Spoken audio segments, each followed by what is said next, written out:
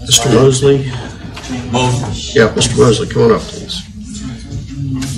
All right, Mr. Mosley, you are charged with the felony offense of aggravated assault with a deadly weapon.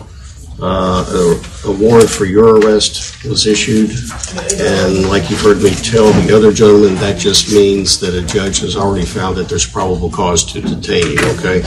So all we have to do now is decide what your bond should be set at. You consent to have the public defender help you do that? Okay, thank you, sir. Thank you, Judge. And I did read the warrant in Mr. Mosley's case. Yeah. I understand these allegations are extremely serious, though they are just allegations at this time. I would note that Mr. Mosley scores a 1-1 on the PSA. It looks like he's got absolutely no criminal history. He is 27 years old and he is a U.S. citizen. He thinks that his family might be able to come up with as much as $200 for bail. That is, you know, a drop in the bucket compared to the bonds that we typically see on this kind of case. His parents live here in Houston. They live close to him. He stays at an apartment that he's been at for the last year with his wife and his friend. His wife works at the Houston Zoo. He's been in the Houston area his entire life. The two children I mentioned, they're ages 2 and 7. He's currently unemployed, although he does receive Social Security disability for some mental health issues. In addition, he is epileptic. He's been having that condition for at least the last 10 years.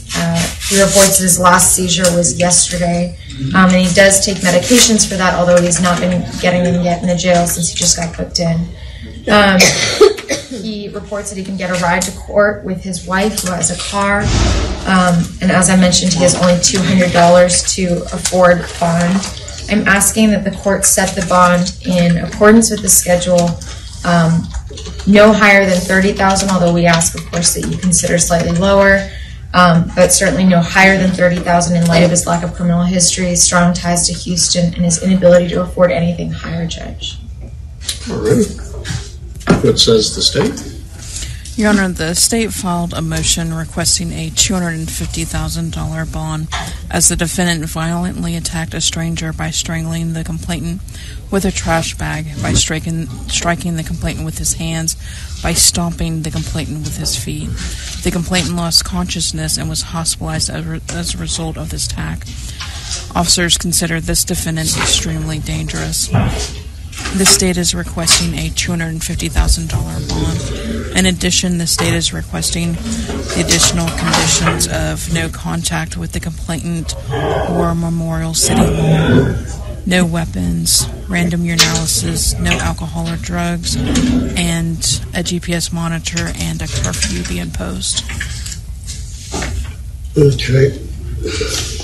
Judge, we would just add that A, a $250,000 bond is unnecessary. B, that's higher than some of the murder bonds that we get in this court.